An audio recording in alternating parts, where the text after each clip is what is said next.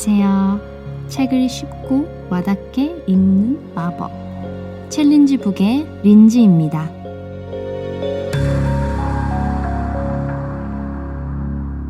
제가 소개해드릴 첫 책은 히노 오키오 작가님의 위대한 참견이라는 책입니다.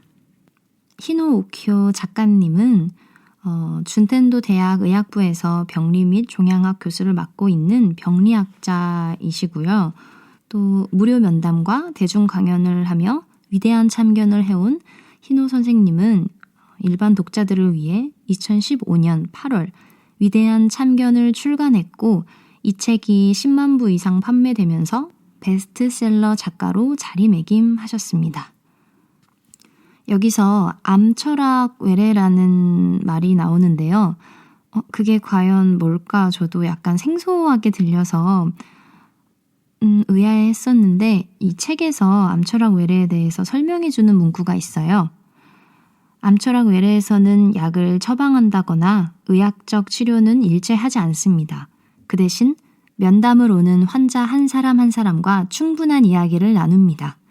일종의 언어 처방입니다.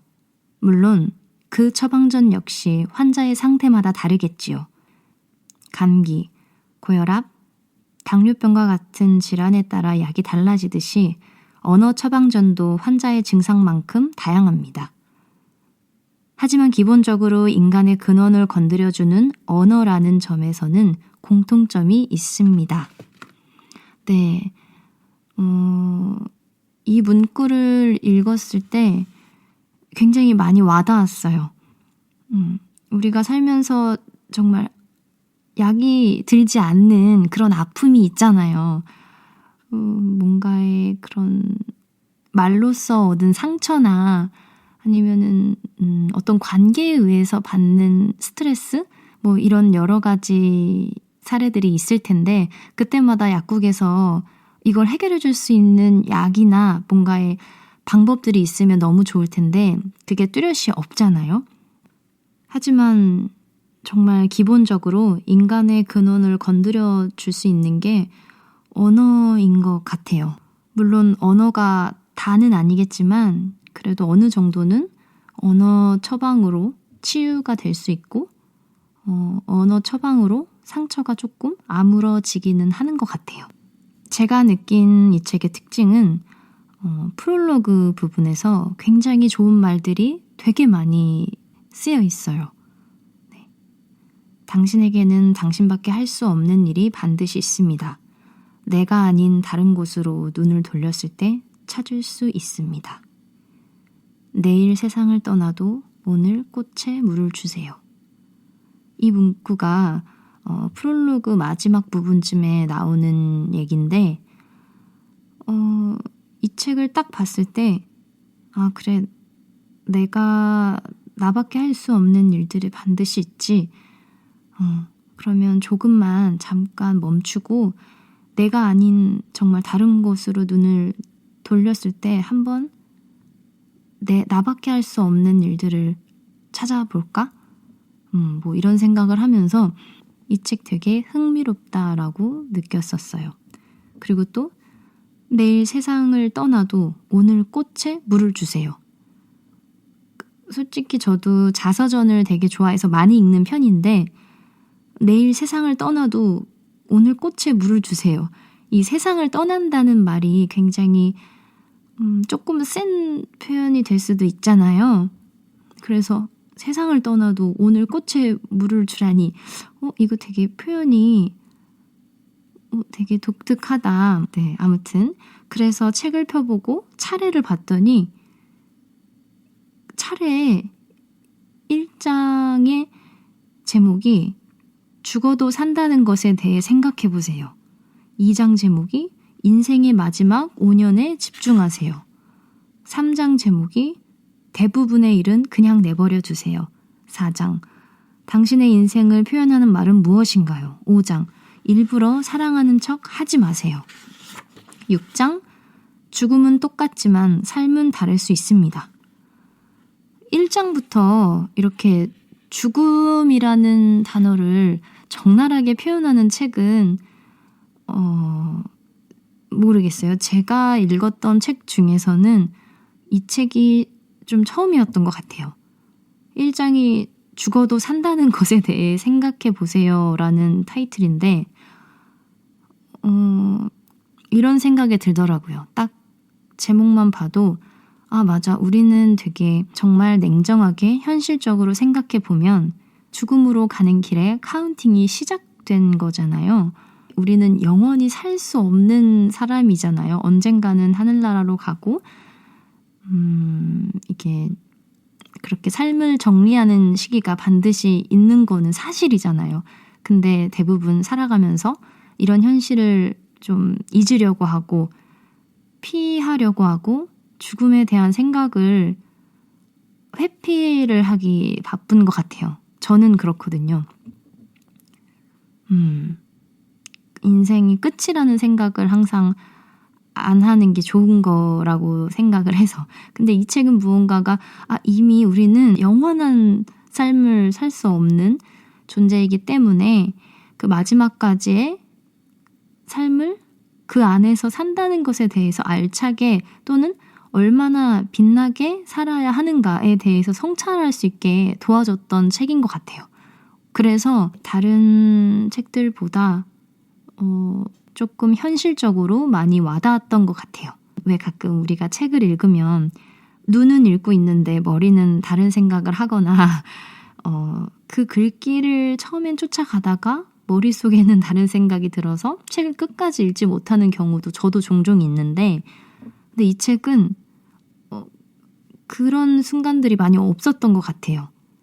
그래서 제가 지금까지도 많이 흔들리거나 힘들 때 되게 많이 의지를 하고 자기 전에 머리맡에 두는 가장 많이 두었던 책인 것 같아요. 이 책에서 굉장히 인상 깊었던 부분을 읽어드릴게요. 인간은 자신의 수명을 절대로 알 수 없는 생물입니다.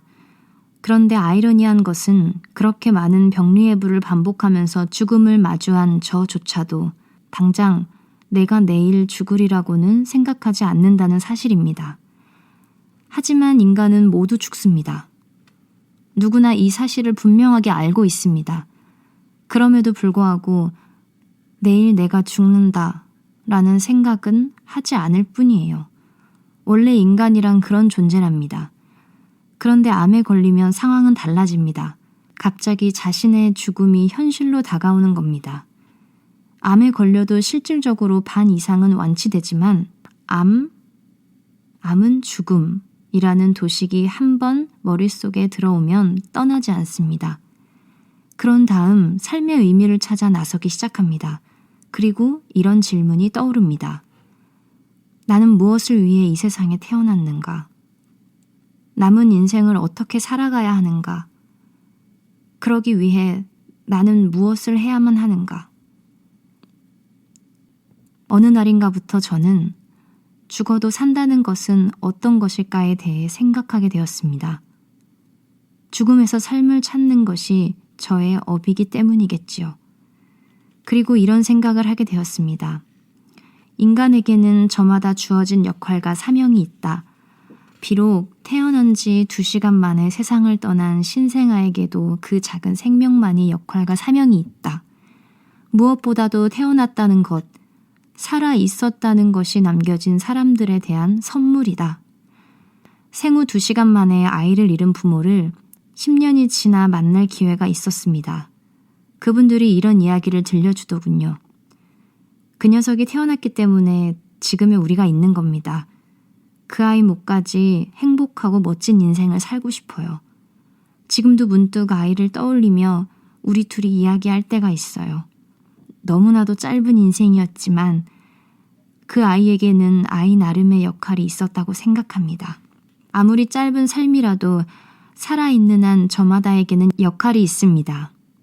중요한 것은 그것을 깨닫느냐 아니냐 그 차이일 뿐입니다. 죽음에 대한 사색은 그 역할을 깨닫고 인생을 다시 바라보게 하는 계기가 됩니다.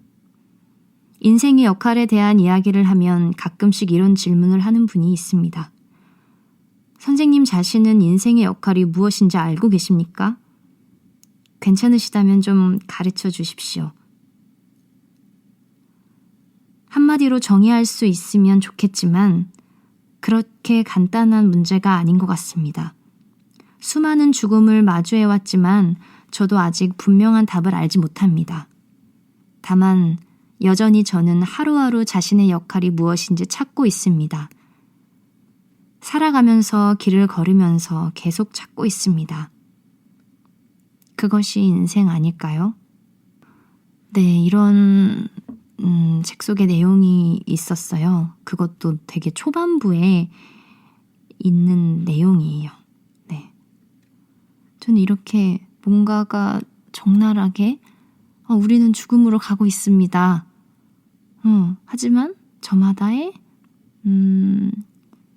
그 역할이 있고 그거에 대해서 사명감을 갖고 최선을 다해 살아야 합니다. 이 뭔가 이 짧고 강한 메시지가 되게 많이 앞부분부터 다가와서 인상이 되게 깊었던 구절이라고 생각했어요. 그리고 앞서서 책의 내용 읽어드렸듯이 이 신생아 부모님에 대한 얘기도 그렇고 마음이 너무 아프지만 이렇게까지 생각을 할 수 있는 그들의 힘이 과연 무엇일까? 나라면 반대로 내가 그 부모였다면 그게 가능할까? 정말 많은 생각이 들었던 부분이었습니다. 네, 이렇듯 정말 우리 모두가 각자에게 주어진 역할과 사명이 있다는 사실 자체가 굉장히 중요한 것 같아요. 그것이 죽음이 우리에게 알려주는 진실인 것 같습니다. 네. 여러분들은 혹시 이 위대한 참견이라는 책을 읽으신 분들은 또 어떤 느낌을 받으셨는지 아니면 오늘 저의 책 소개를 통해 처음 접하신 분들은 또 어떤 느낌을 받으셨는지 너무 궁금하네요. 오늘은 여기까지입니다. 다음 시간에 또 만나요. 감사합니다.